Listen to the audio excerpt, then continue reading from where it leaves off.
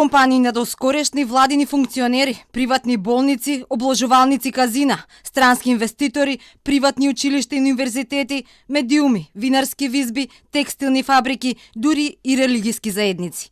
Телма дојде до листата на фирми кои добиле финансиска помош од државата за исплата на априлската плата од 14.500 денари за справување со последиците од COVID-19.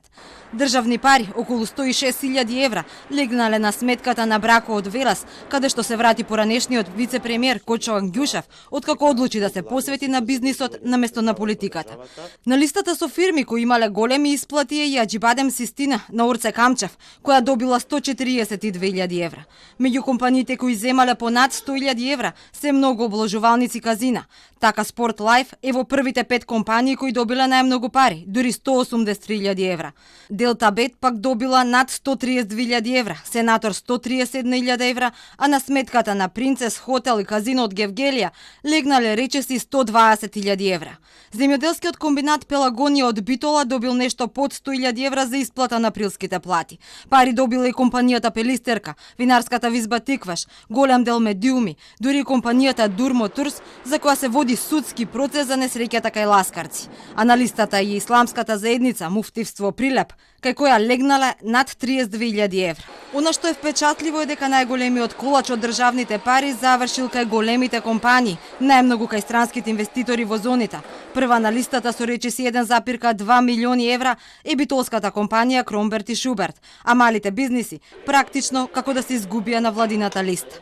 Бизнисмените велат компаниите имале многу проблеми и нејасноти во целиот процес. Голем дел од фирмите се соочуваат и со проблеми, односно иако барањето за финансиска подршка е одобрено, при враќањето на фолиото за исплата на плата има образложение дека не се исполнети условите, дека делумно се исполнети условите без конкретно да е кажано зошто. Или пак дополнително се јавува проблем кај оние за кои што се користи 50% исплата на нето плата поради виша сила, им се исплаќа само половина од сумата, 7.250. Иако самата министерка даде толкување дека 14.500 е бруто плата во овие случаеви на виша сила. А сега гледаме во пракса дека тоа не е баш така. Директорката на Управата за јавни приходи Лукаревска признава дека има одбиени компании поради најразлични грешки, но бројките ќе ги објават откако ќе заврши целиот процес. Дел од компаниите, значи, не успеа да ја добијат оваа финансиска помош заради одредени критериуми кои што не ги исполнија, а се утврдени во самата уредба. Значи, ако имаат одредени лица вработени кои што користат и придобивки од проектот Македонија вработува. Исто така и одредени вработени кои што имаат плата повисока од 39.900 денари.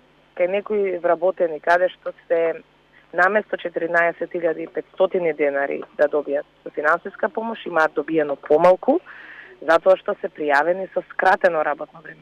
Според Лукаревск, досега одобрена финансиска помош од над 28 милиони евра за 21.542 компании, со која се опфатени платите на речиси 126.000 работници.